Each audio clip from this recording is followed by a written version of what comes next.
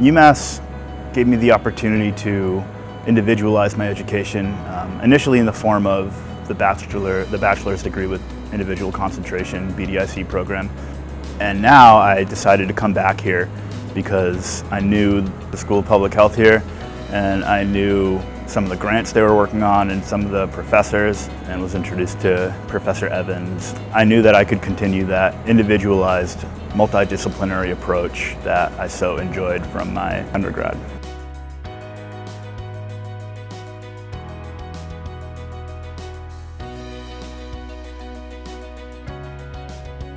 I work for Bay State Health on a couple of UMass grants, which both study the efficacy of opioid use disorder treatment in correctional settings.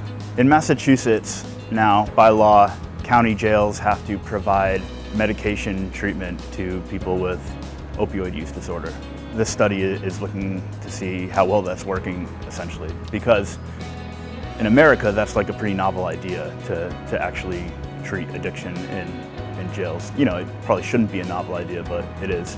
Because it's new, at least here, we're seeing how well it works.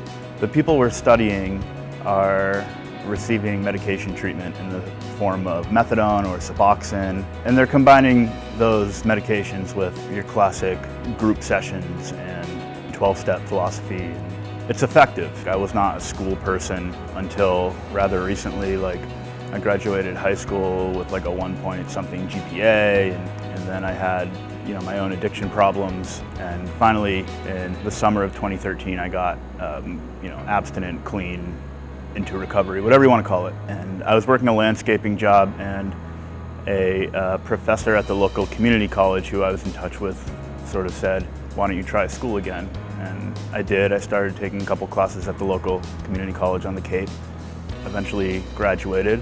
I started working in clinical roles in addiction, like at local detoxes, jail diversion programs. I did like a counselor type gig for a while. So my background is pretty clinical. I'd really like to look into the ethical considerations when we decide to use people who are addicted or people in recovery as research subjects, because I think, like there is with any marginalized community, there is this disconnect between academics and researchers and that community.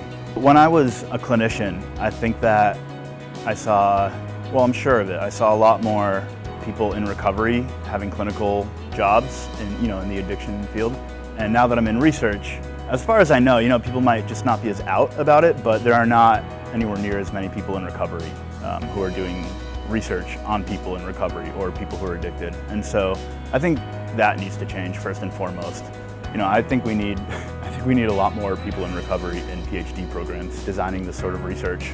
Research can be a bit extractive in that we care about the data that people can give us without really caring about them as human beings. And so that needs to change too. And I think that when people with personal experience with addiction, whether it be with themselves or with a family member or friends or whatever, get involved in this kind of research, I think that'll change over time.